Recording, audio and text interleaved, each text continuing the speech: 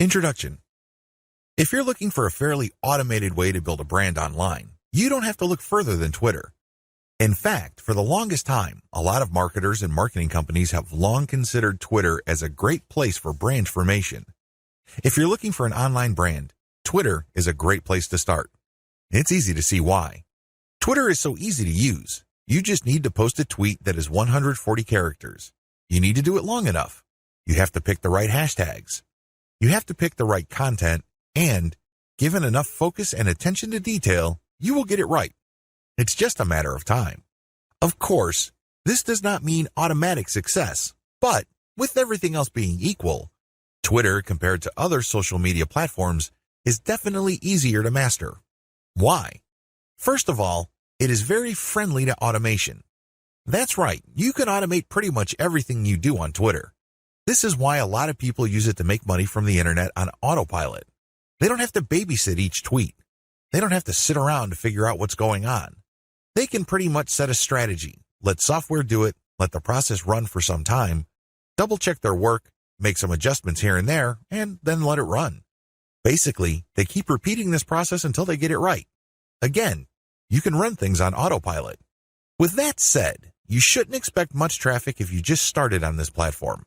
I hate to break it to you, but just like with anything else in life, you can't start out at the top. You can't expect massive success without having put in the time. While the actual work involved in Twitter can be so well managed that it almost feels like everything is automated, it still requires work. I know this is going to discourage a lot of people because a lot of people are looking for get-rich-quick schemes.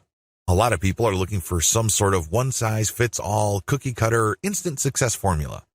Unfortunately, Twitter doesn't work that way.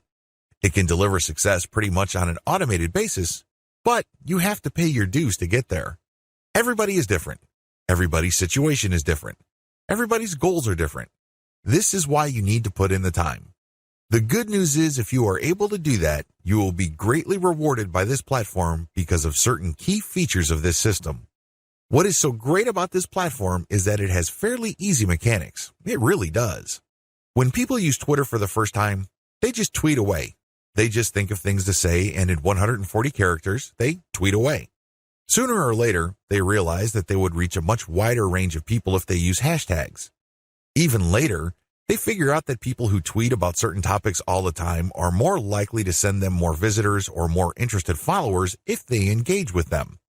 In other words, Twitter is one of those platforms that you just have to figure out in broad terms to lay out an initial strategy. Implement that strategy, and then learn from your results. Do these first before you start marketing on Twitter. Before you even seriously think of starting on Twitter, do these first. If you set up a website, you should have been doing these already.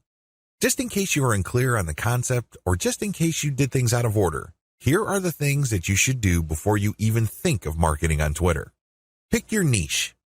It's really important to understand that if you want to be successful on the internet, you must have a laser focus on how you're going to make money. A lot of people are clueless regarding this. In fact, a lot of them think that they just need to buy a system that somebody else has built and they will make money. What they're really saying to themselves is they're too lazy to think through their online business.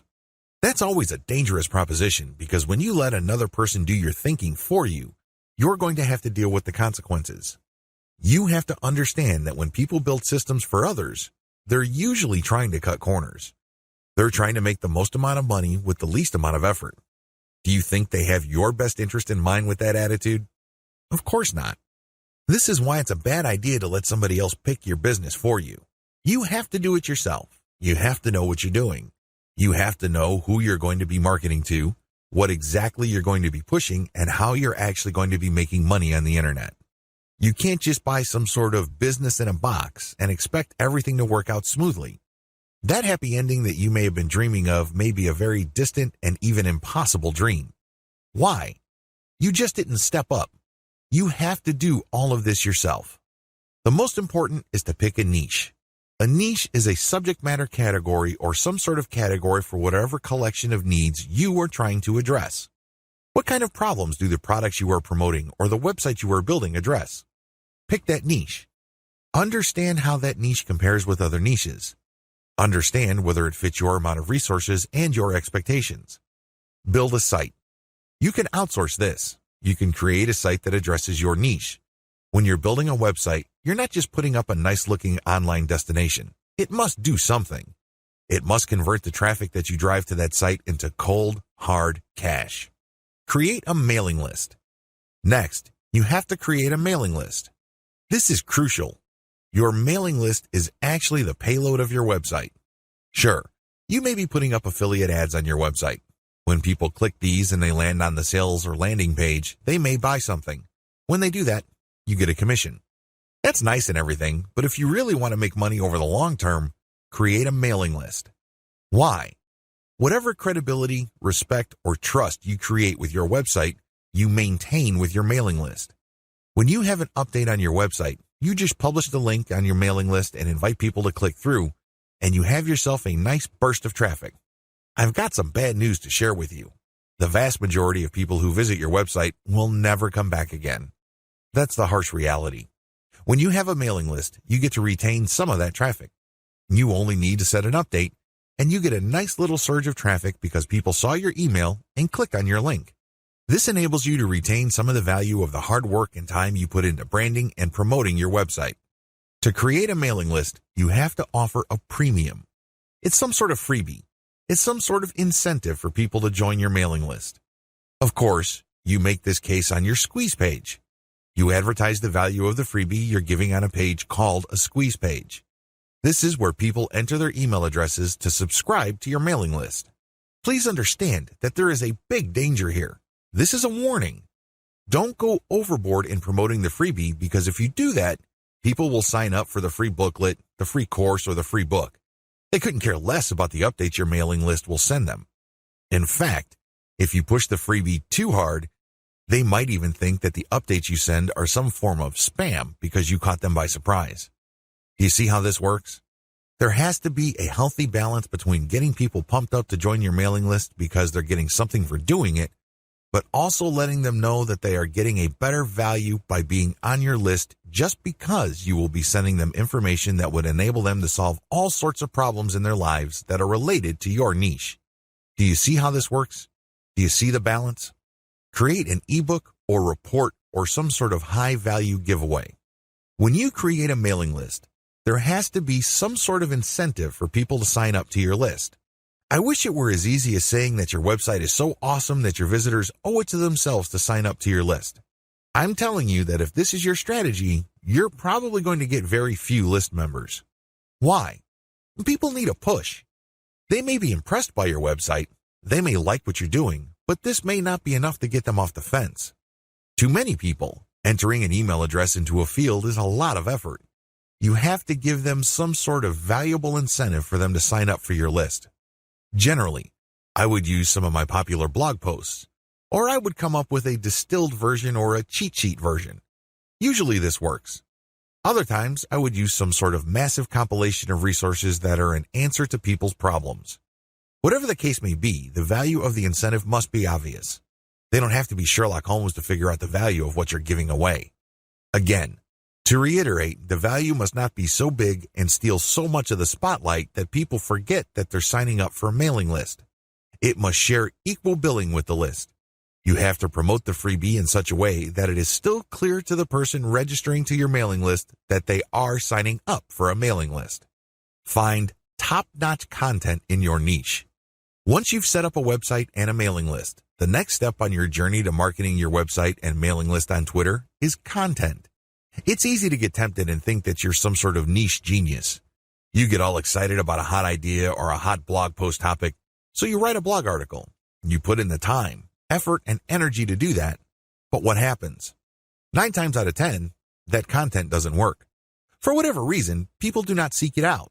You don't get traffic with it. You're not alone when this happens. The idea of build it and they will come is a dead end. Thankfully, there's a shortcut. Focus on content in your niche that already works.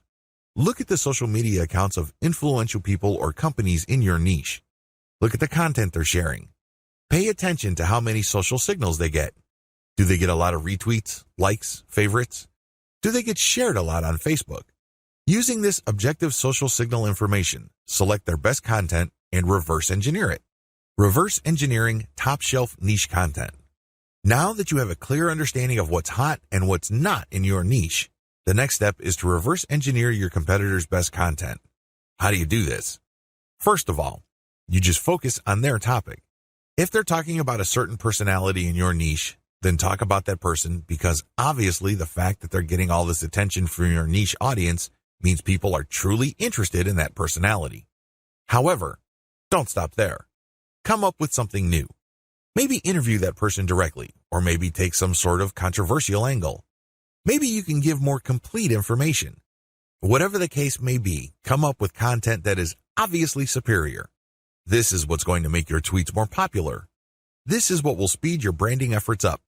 I'm sorry, but if you're just going to offer the same content that everybody in your niche is already offering, there's really no reason the people you're reaching out to should follow you. Think about it. If they think that you're giving them the same stuff as other sites, why go to you? They can easily have gone to those other sites. Draw their attention based on familiar themes. Keep their attention by doing something a bit different. It doesn't have to be much. You don't have to be a hero.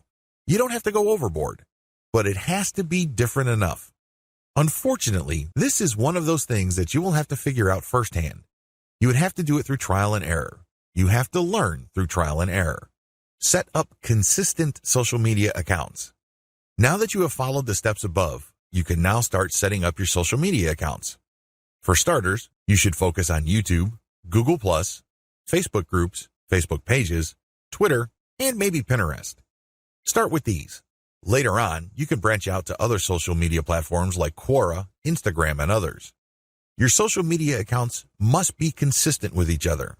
Your headers must have the same design. Your biography and other text must have similar elements. The key here is to project consistency.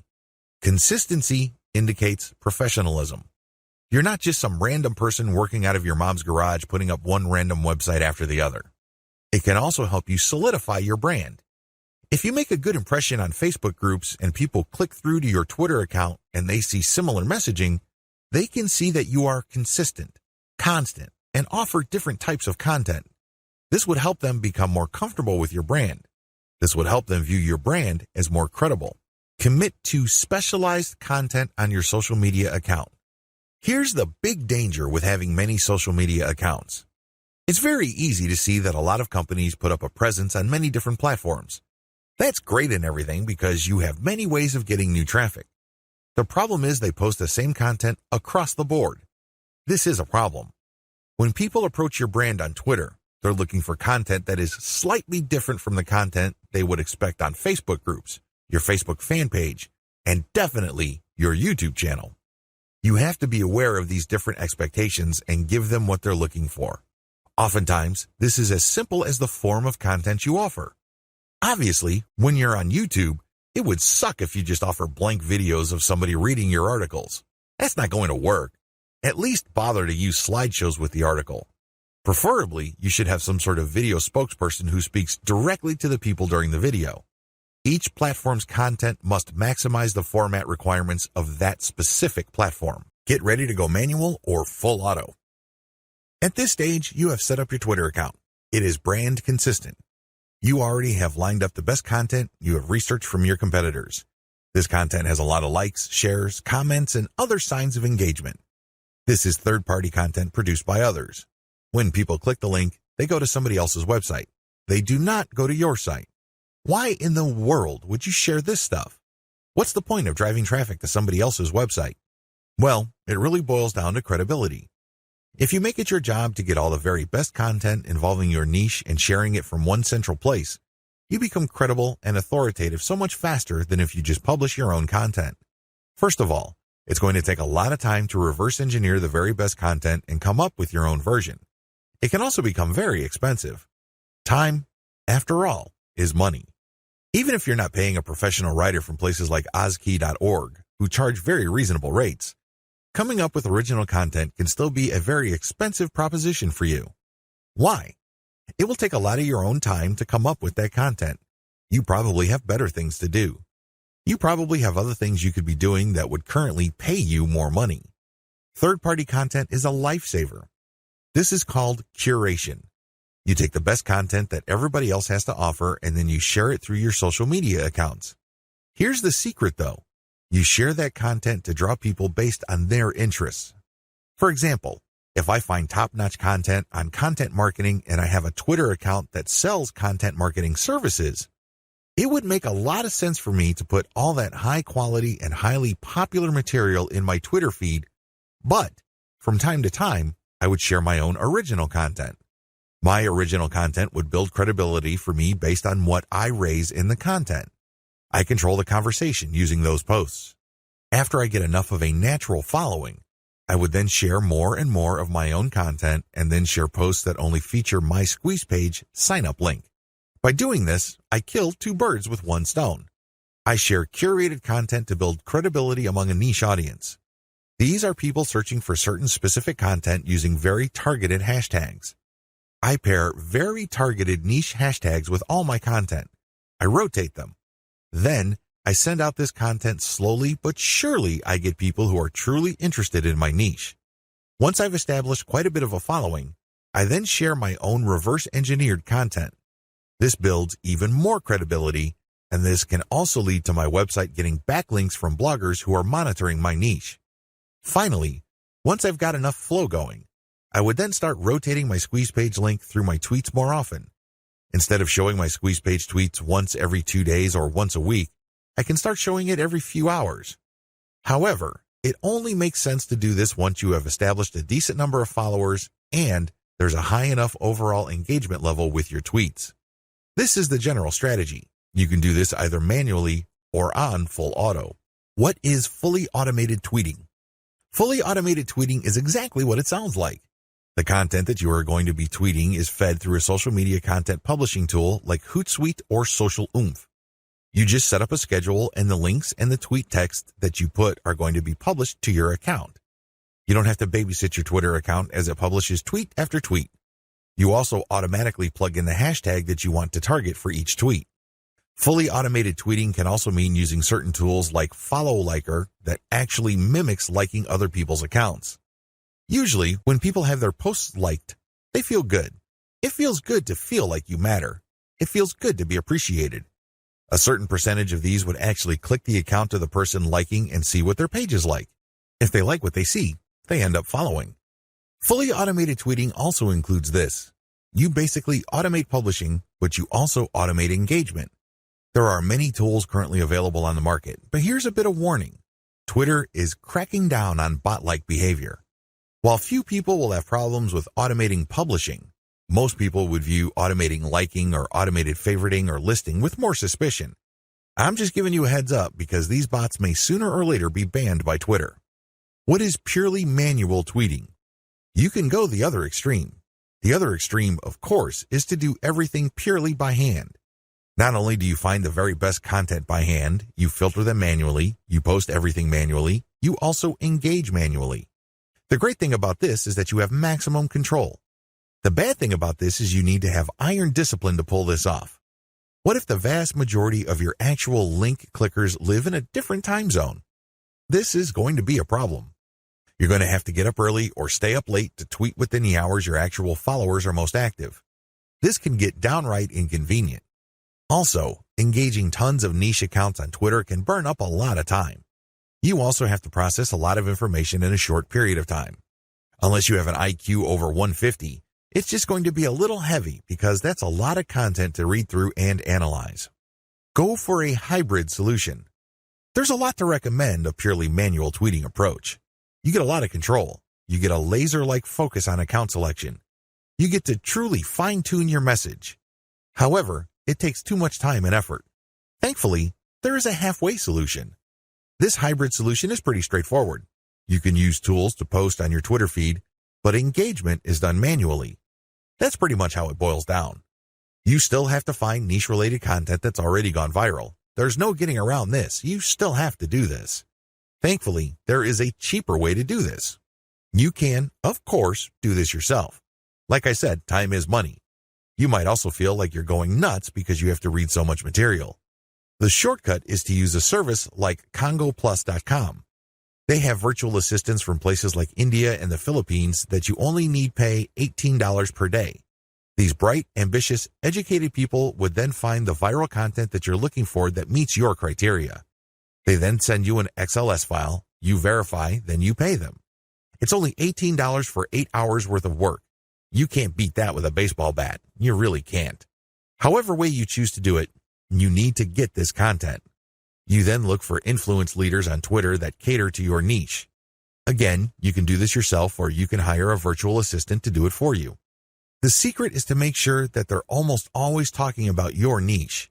Once you are sure about that, you can then look at their content and pay attention to their hashtags. Copy these. You're going to pair these with your tweets. Use an automated tool to publish. Whether you're doing things manually or automatically, use an automated tool to publish.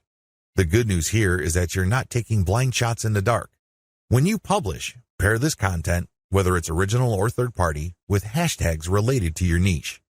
The difference. The big difference is what happens next. When you're using an automated system, you wait for an organic following and then you mix in your squeeze page links and your content links. You then use some sort of tool to mimic engagement. For a manual approach, you do the same. You wait for an organic following to increase and then you mix in your own stuff. The big difference is you invest 1 hour per day doing manual outreach to influencers in your niche. You should already be doing this because these are the people you got your hashtags from. Remember? The extra step that you need to take is just to engage with them. Tell them that you like their content. Manually like their stuff. Click the heart icon or retweet. Do whatever you can to get on their radar. One-to-one or person-to-person engagement is crucial. You have to get on their radar. Again, you can try to automate, but it can be ham-fisted. Also, it may be so obvious or clunky. Worse yet, Twitter might be cracking down on engagement automation, so this option may not remain open for long. Manual Twitter marketing. Assuming that you have decided to go the manual route, here's what you need to do. You have to budget your time. If you think you only have 1 hour to spare, make sure you give it at least 1 hour. This means stick to 1 hour exactly or go a bit over, but you need to make sure you put in the time. Find niche leaders. First, you need to find people's Twitter accounts who talk about your niche. Enter the keywords related to your niche into Twitter to find those accounts. How do you know these keywords? Where do you find these keywords? Here are the steps. Create a Google AdWords account. Don't get scared, this is free. Create a free account. Use the Google AdWords Keyword Planner tool. Enter websites that you know are competitors of yours, and alternatively enter well-known websites that you know are in your niche. You should get a nice listing of keywords using this technique.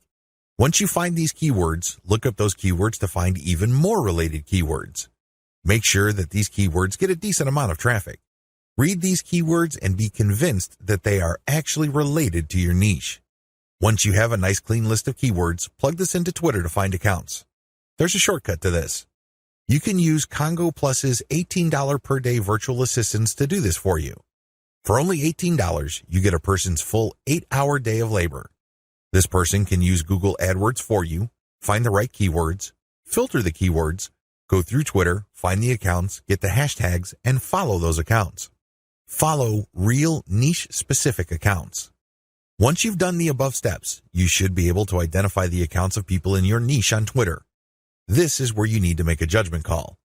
You need to look at enough of their tweets to see if this person truly cares about your niche. Is this person really a niche expert, or does this person tweet about your niche from time to time? These are two totally different things. Follow real niche leaders. What are the benefits of manual Twitter marketing? When you identify and engage with niche leaders on Twitter, you get the following benefit. First of all, you get niche-specific hashtags. Second, you get a chance to get on the radar with people who are really experts or authorities in your niche. These people can open a lot of digital doors for your business. They can retweet your actual content. This can lead to niche-specific audience members visiting your website. They can interview you and possibly link to your website. You can interview them and establish some sort of professional friendship. You can get invited to conventions or symposiums or workshops. These can be tremendous networking opportunities. There are just so many ways you can benefit when you reach out to people who are already established authorities in your niche. Don't be antisocial. Don't think that you can be successful just with your own efforts. It doesn't work that way because there is a network of really credible people on Twitter already who have the influence that you're looking for. Why not just piggyback on their influence? Why reinvent the wheel? Manual tweeting, pros and cons. Manual tweeting, as we have defined, involves automated publishing of content that you have manually selected. This is content that you have curated. The publication is automated, but your engagement is manual. You're going to find niche-related accounts. You're going to engage with them manually. You're going to tweet, leave comments, so on and so forth. Here is how the advantages and disadvantages break down. Pros. The first advantage is to get a higher level of engagement. You actually get to say to these people what you think. You get to interact with what they have to say. Maybe they're critical about your idea, so you explain your position to them. You give them a counter-argument. You ask for examples, or you rebut what they have to say. When you do this, you're not engaging in a pissing contest. Let me be clear, this is nothing to be emotional about. Instead, you use this as an opportunity to prove to them that you know what you're doing. True experts will accept the fact that not everybody will agree with them. When these experts are satisfied that you argued your position well, even though you don't agree with them, they respect you. They also respect you when you give them information that they may not know. This can lead to instant expert status. You only need to do this a couple of times with the right people and, believe me, they become your cheerleader. Another advantage is you get access to a pre-qualified niche audience. When an authority leader interacts with you on Twitter, they're actually publishing their conversation with you on their feed. This is a big opportunity. Don't blow it. When they respect you enough to keep responding and you give them one top-notch answer after another, they might even retweet a tweet of yours. This is a bonanza. Why? These people are already experts on Twitter in a specific niche field. This means that they have attracted people who consider them authorities. When they engage with your content to the point that their followers see your brand and your content, you get access to that audience. Psychologically, people would see if the person that I respect and admire so much respects this other person who I don't know enough to engage with them respectfully. I should pay attention. If this keeps up and the person who they follow keeps repeating your stuff or keeps engaging with you, it's only a matter of time until some of their audience members would jump over and follow you as well. Please understand, this is not a zero-sum game. It's not like they would unfollow the one expert to follow another expert. Instead, they're already following one expert and they would just follow another expert. They would be following an additional expert. You're increasing the social influence pie instead of fighting over somebody else's influence. They're not losing out. Another advantage to manual tweeting is the speed at which you get backlinks. I cannot emphasize this enough. If you want to boost your website's SEO and you want to get more search engine traffic, you will need backlinks. You can get this much faster when you do manual engagement. The people you're engaging with are in a better position to see that you know what you're talking about. You get to earn their trust and their respect faster. Once this happens, they are more likely to interview you or share content that you posted on your website. Whatever the case may be, this produces a backlink. This backlink really is a measurement of respect for your authority or an acknowledgement of your credibility. It acts as a vote of confidence. The more you reach out to a lot of authorities, the more high-quality backlinks you get. This can boost the overall ranking of your website. Finally, you may be invited to speak at conventions, workshops, or seminars. People might ask you to submit an original article that they would be publishing somewhere else. Best of all, you may get introduced to a big player in your industry. You might get a job offer. You might get some sort of consulting opportunity. Honestly, the range of opportunities available to you is endless. You just need to get out there. The best way to do this online is manual tweeting because you are in full control of your engagement. You craft the public persona you project, and this enables you to be more aware of opportunities as they flash into existence. Disadvantages. The big cons against manual tweeting should be obvious. It takes a lot of time. That's all I need to say. It should be self-explanatory. Second, it's content intensive. While content curation can help you tremendously, it can only go so far. You cannot become a global expert on a particular niche on Twitter and be respected by all other subject matter experts if all you do is share their stuff. That's just not going to happen. Ultimately, they're going to ask you, what about your stuff? What do you have to say? What does your original research indicate? You don't want to come up with a zero when asked those hard questions. Finally, there is no assurance that you will get some sort of alliance. I hate to say it, but certain niches really don't get much coverage on Twitter. You might be able to interact with a high level of niche authorities on Twitter, but that doesn't necessarily mean that they operate blogs that can then link to you. Still, on balance, Manual tweeting on Twitter delivers more benefits than its costs. Manual Twitter follower generation. How do you generate followers organically on Twitter using a manual technique? It's as basic as finding niche-specific accounts and finding their followers. Follow these niche-specific accounts, but pay attention to their followers. Follow followers who you know are truly interested in your niche. This requires research. You actually have to look at their tweets or look at the stuff that they're retweeting. Once you see a pattern and it is niche-related, follow these follower accounts. I know this is simple, but it's also effective. How to find the right niche influence leaders on Twitter. At this point, it should be fairly clear that you need to follow the right people on Twitter. Otherwise, the tips I've shared with you will not work. If you're just going to follow random people on Twitter, you don't know who you're influencing. In fact, you don't even know if you're influencing them at all. You have to understand that on Twitter, some people generally follow a general rule. If you follow me, I follow you. Nowhere in this does it say they're actually interested in what you have to say. That's a big problem. If you attract the wrong following, you're not going to get many results from Twitter marketing. In fact, the results you get would be the same as if you did not do Twitter marketing at all. That's a waste of time. You need to find real people. You also need to find real influential people. This isn't bad enough. You need to find real influential people in your niche. How do you do this? Here's my step-by-step guide. Pay attention to their biography. Look at their bio. Is it on point? Does it indicate the persona of a person who is truly interested in your niche? This is crucial. If there are no niche-related keywords there, or it's not obvious that this person is part of your target demographic, and it's not some sort of passionate or credible enough authority in your niche, then this is probably the wrong person. You may be barking up the wrong tree. Look at their follower-to-following ratio. This ratio is simple. Look at the number of people this person follows and look at the number of people following this person. If this person's followers greatly outnumber the accounts this person is following, chances are this is a real account. It is not some bot that is fully automated. Instead, this person actually has influence because for how many people he or she is following, he is followed by hundreds, if not thousands of more people. This is very important. If it turns out that the number of people following this person is pretty much the same as the number of persons he is following, it's probably not a good idea to follow that person. This person is probably just using some sort of software to take advantage of the fact that when you follow people, they follow you back. Some of them follow you back. Pay attention to their level of engagement. Look at the stuff that they talk about. Pay attention to their tweets. What do they constantly retweet? What do they tweet about? Are they talking about the same stuff most of the time? Does their account get a lot of retweets and posts, retweets and engagements? Do they get a lot of favorites? Is there a lot of engagement with the content they share?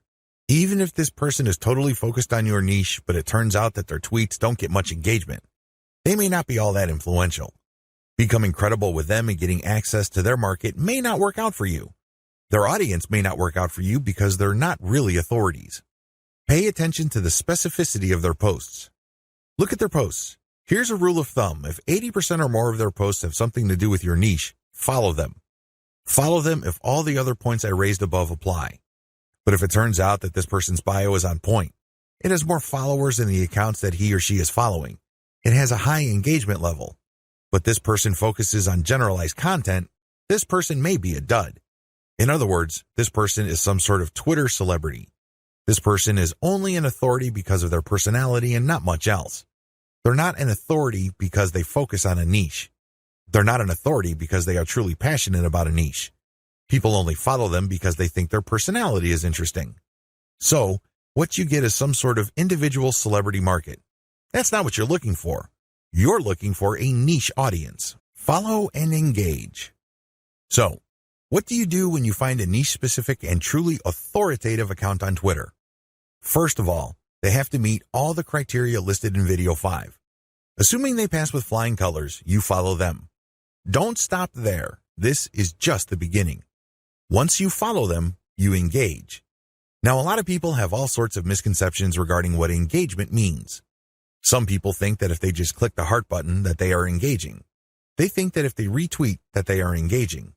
No, it goes beyond that. You actually have to engage in a one-to-one conversation with the person tweeting. You click the reply button. I'm not talking about the direct message button. I'm talking about the reply button. Here's where it gets a little tricky. You can't just use a stock answer like, hey, good post, or you're a genius. I admire you. I love you. No, that doesn't work. Those are worthless. Why? And true authorities get those all the time. They're credible. They know what they're talking about. So they get a lot of, hey, good post. You're a smart guy. You're a genius. So what? They get those all the time. You're not going to stand out. Remember, the whole point of engagement is to get on their radar. You want them to notice you. This is all but impossible if you're doing the exact same thing everybody else is doing. Everybody thinks that they're a genius already. Yet another guy piping up and saying the same thing is not going to register. How do you truly engage? Here's what I do. I ask questions. I know that sounds basic, right? But you have to ask the right question. You have to ask a question that indicates to the person loud and clear that you've read their post. Maybe you click through the link that they shared. Maybe you analyze their tweet. Whatever the case may be, your question must communicate this. Your question must get them to think or analyze or look at things with a new perspective. When you do that, you get respect. Why? You're pushing them. You're challenging them. You're not just asking a throwaway question that they already know the answer to.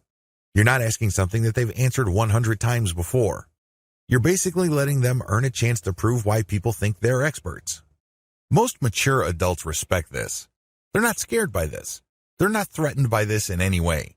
Even if you do come across somebody who has a thin skin or views this as an attack, you still gain authority and credibility because other experts are following that person. When they see that engagement, they quickly see that you actually have a working brain. Imagine that. You're not just a blind follower.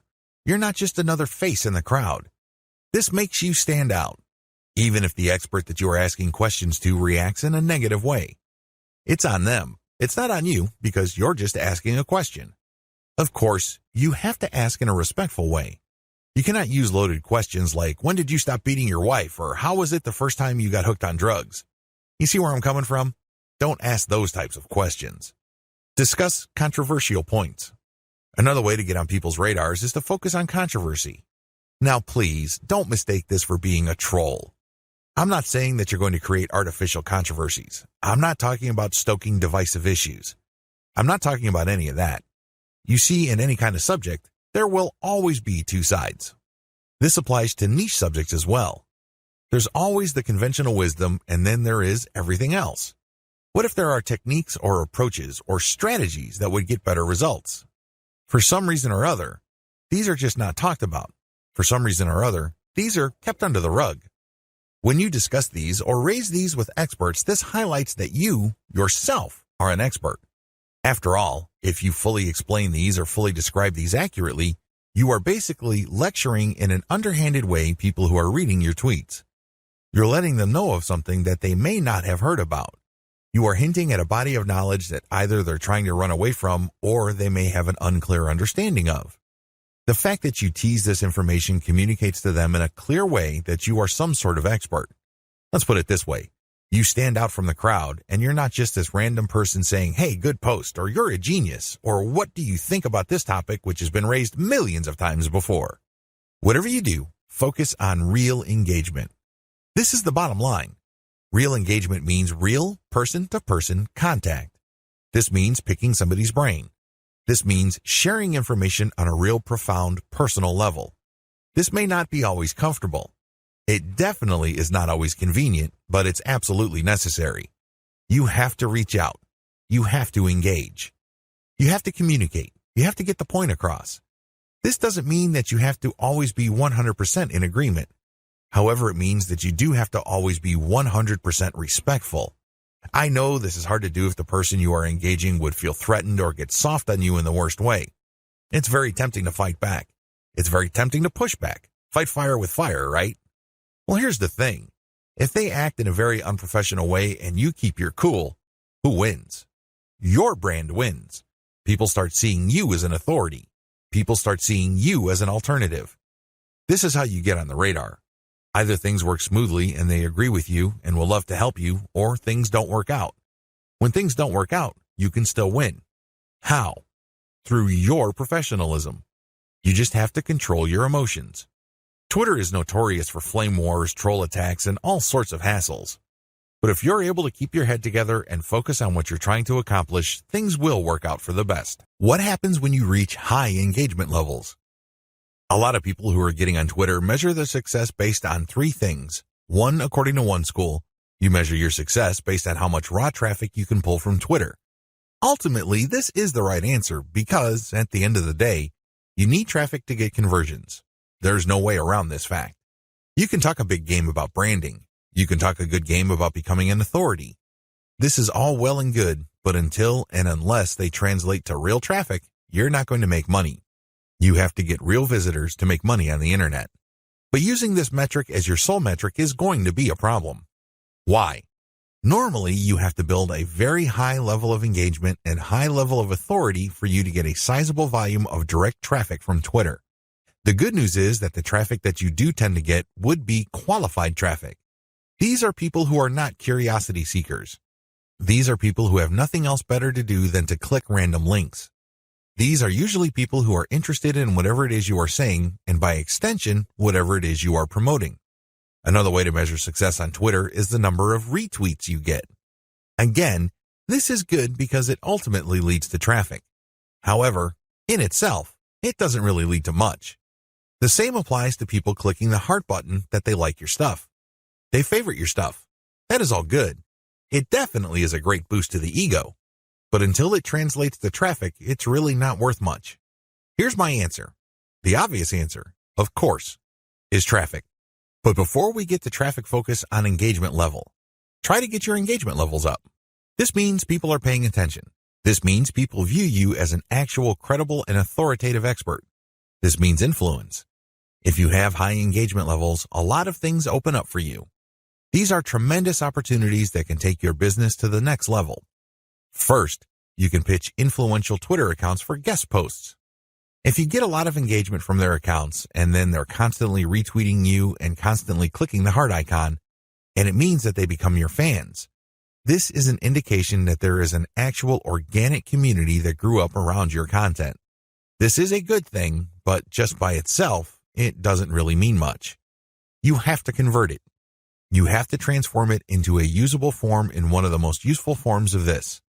Usual payouts of this level of influence with influencers are to pitch them for guest posts. Now, of course, this means that they have to have a blog that's credible and has great SEO value in their niche. But assuming that's true, pitch them for guest posts. Don't be shy. It doesn't hurt to ask if they say no the first time. Continue to engage with them. Be a buddy. Challenge them. Test them. Earn their respect some more, and then pitch them again. Keep pitching until you get that guest post. Because sometimes you have to knock many times before the door opens. That's just the way things are. Keep pitching because for every single guest post you get, you may get a nice boost in Google search results. You probably don't need me to explain to you why that's a good thing. Ask for interviews. There are many influential people on Twitter that are either top dogs in organizations in your niche or they know people. Either way, when you get interviewed for a variety of reasons, you have arrived in your niche. Let's put it this way. They're not going to interview worthless people. They're not going to interview people who have no credibility. Why? Well, they respect their own credibility. They want to protect whatever status they have. One of the worst ways to do that is to interview people with no credibility. They want to build up. So, the fact that they're interviewing you signals to whoever respects them that you are worthy of respect.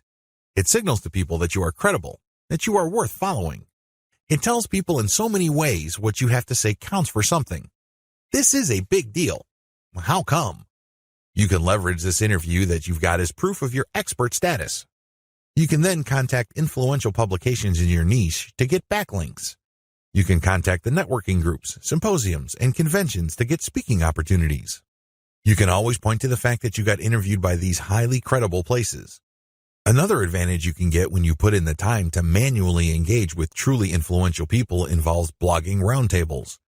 Blogging roundtables are basically group interviews. The person holding the roundtable would come up with a general topic. For example, they're talking about general SEO trends in 2018, and then hit up a large number of people for their interviews, knowing full well only a small fraction would respond. If you get invited to turn in your feedback, you get a nice link. Imagine if the blogger roundtable was being held on the premier website in your niche. Again, It doesn't take a genius to figure out the dynamite SEO potential of this opportunity. Build a high-influence retweet circle. This final benefit escapes a lot of marketers. In fact, even Twitter marketers may be completely blind to this. This is one of the biggest benefits of manual engagement with influential people on Twitter can ever deliver. When you get these people to think that you are credible and that you are an expert in your own right. Eventually, you can count on some of them to automatically retweet your stuff. This is a big deal. Well, when you share your own content, or better yet, when you share your squeeze page direct link, you want truly interested people to click through. You want people who understand what your content is about to click through and possibly convert. In other words, you want highly qualified traffic. If your brand becomes so trusted and so credible in your niche among other Twitter users, you cultivate such a following. You only need to produce content and automatically you know they would retweet you. You can almost bet that a certain percentage of your followers would retweet. This can then lead to your content being seen by more of their followers, which can lead to highly qualified direct traffic. Don't neglect this benefit. Unfortunately, a lot of people do because this benefit grows very slowly. It also starts at a very low level. But of all the benefits, this is probably the most potent. Unfortunately, it also takes the most time, effort, and attention to detail. However, if you properly cultivate this, the direct traffic benefits and conversions you would get from being a part of a retweet circle will outweigh and will pay for all your costs. You can take this to the bank. Always optimize your content. It's really important to make sure that you identify your best performing content. This is not easy to do with Twitter. You basically have to pay attention to your website statistics and figure out which content update gets the most love from your followers. Once you have identified your best performing content, don't stop there. Don't just think that you're just going to have to come up with the exact same content. That's not going to cut it. Also, don't think that you only need to give your system a few days for you to identify your winning content. Here's the system that I use. Regardless of whether you are completely automating your system or you're manually doing engagements, you need to do the following as far as content optimization goes on Twitter. Step 1. Start with randomly selected content. Now, please understand that this content must be top content. Look at the reverse engineering section that I mentioned earlier in this training. You should know how to spot objectively good content. Once you're able to do that, create a massive list of all that type of content and then randomly select this content and publish it on your Twitter feed. Again, you can use Hootsuite or Social Oomph or some other content scheduling software. Let this piece of content run until a few weeks pass. Step 2. Review your results. If you give the system enough time to tweet and keep republishing stuff that you have tweeted before, certain patterns should emerge. With enough time, you will get rid of false positives. These are content types or themes that you think are winners. It turns out that they're statistical flukes. Their success, statistically speaking, is just coincidental. With a few weeks, however, of running time, you should get a clear understanding of which of your content are real winners. Step 3. Focus on what works. At this stage, you should have a clear understanding of what truly works. These tweets are no joke. If you tweet this type of content, you can rest assured you will get quite a bit of engagement and click-through from your Twitter feed. You need to create more of this type of content.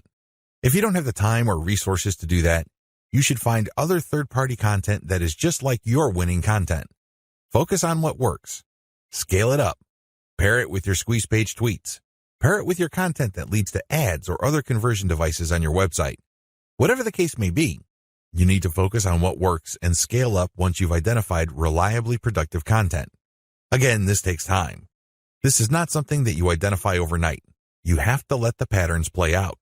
You need to let the statistical flow of your traffic even out over a long enough period of time. If you do this right, you will be able to shift your Twitter feed towards content that has a predictable level of engagement.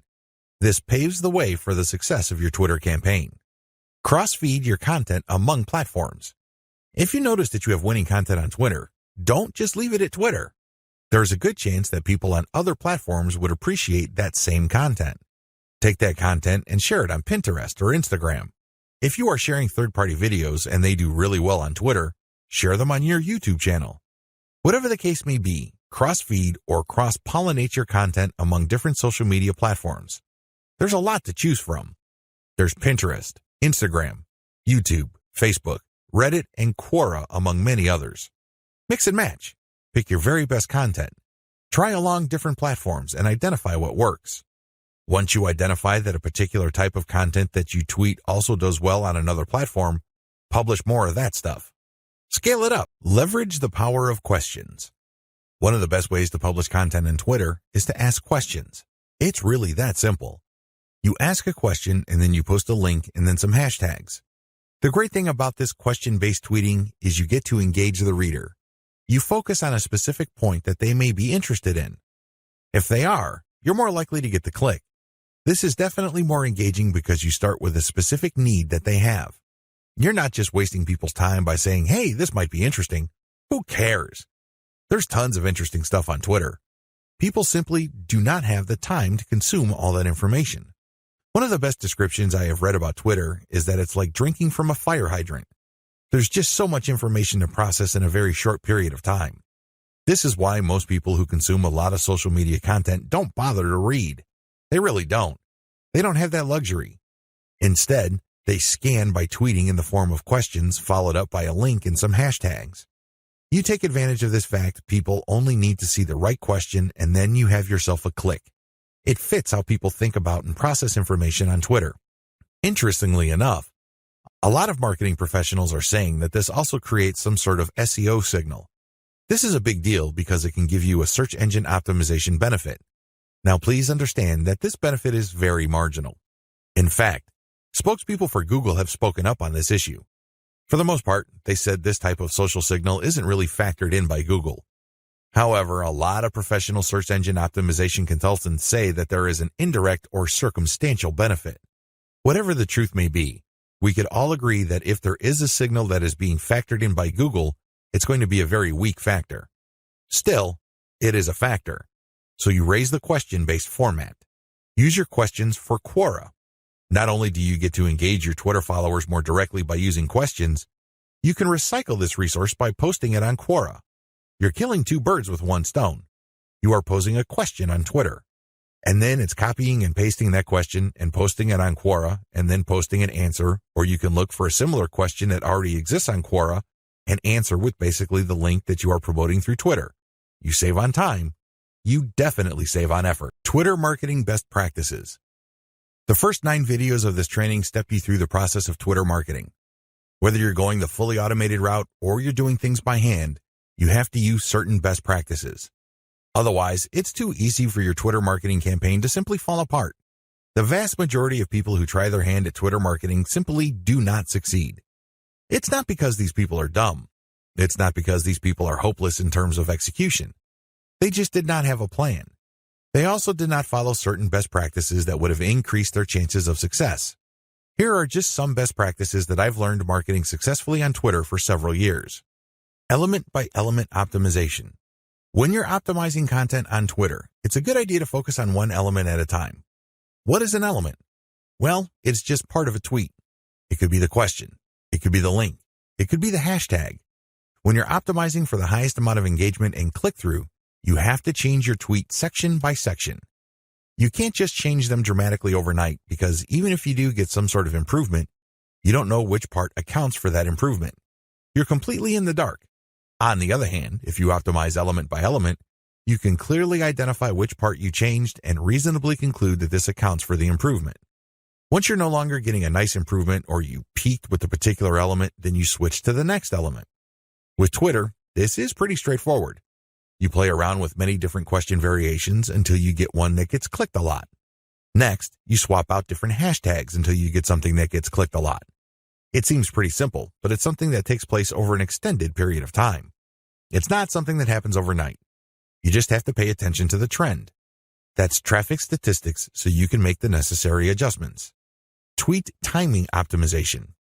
Depending on your time zone, it may well turn out that a lot of your most active followers prefer early morning or late at night. Pay attention to your statistics. Maybe you're using Google Analytics. Maybe you're using StatCounter. It really doesn't matter.